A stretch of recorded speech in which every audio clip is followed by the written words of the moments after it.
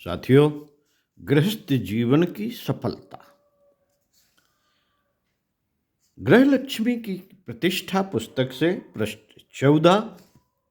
गायत्री मंत्र के रे अक्षर की व्याख्या लेखक पंडित श्री राम शर्मा आचार्य। आइए सुनते हैं। शास्त्रों में कहा है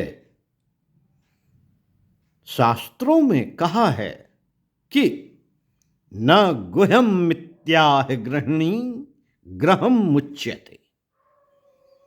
घर को घर नहीं कहते, वरन गृहिणियों को ही घर कहते हैं। और लोक प्रसिद्ध है कि बिन धरनी घर भूत का डेरा। लोक और शास्त्र की बात समर्थन व्यवहार द्वारा हो जाता है। लोक और शास्त्र की बात का समर्थन व्यवहार द्वारा हो जाता है। मनुष्य जीवन का आधार प्रेम है। जहां प्रेम है वहां स्वर्ग है, सुख है। जिस घर में प्रेम नहीं, वहां रहने की इच्छा ही नहीं होती, ठहरने की आकांक्षा नहीं रहती। प्रेम में एक आकर्षण है, एक खिंचाव है। जब तक मनुष्य अपनी बात सोचता है, तब तक कहीं से भी उसे आकर्षण प्राप्त नहीं होता। आकर्षण या खिंचाव उसी समय उसे अनुभव होता है जब वह अपने को भूलकर औरों के प्रति अपना उत्सर्ग कर देता है।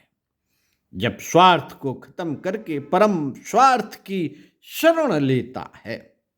कौन मानव जानबूझकर दुख की ओर कदम बढ़ाता है? परेशानी को मोल लेना चाहता है। जीवन का क्रम ही है सुख की ओर बढ़ना, शांत की ओर चलना। लेकिन अपने सुख की चिंता नहीं।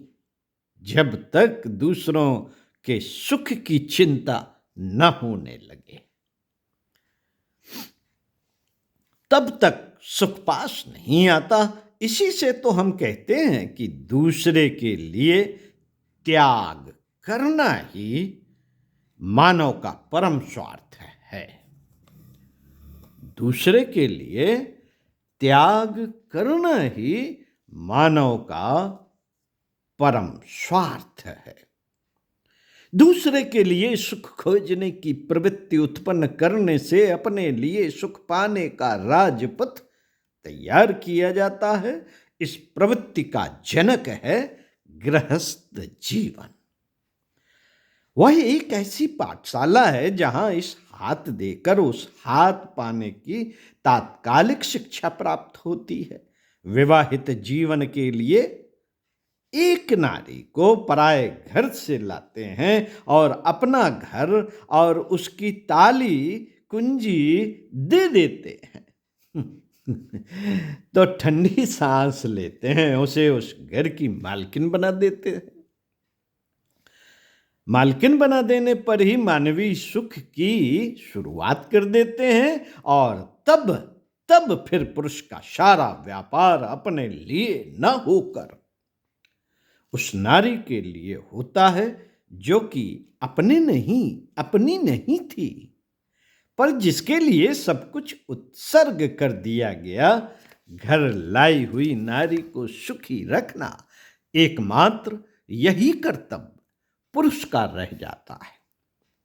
और इसका परिणाम यह होता है कि वह आई हुई नारी अपना सर्वस्व पुरुष के प्रति समर्पित कर देती है। स्वयं भूखी रहकर भी वह पुरुष को तृप्त कर देना चाहती है। यह परस्पर का आत्मसमर्पण ही गृहस्थ जीवन की सुख की कुंजी है।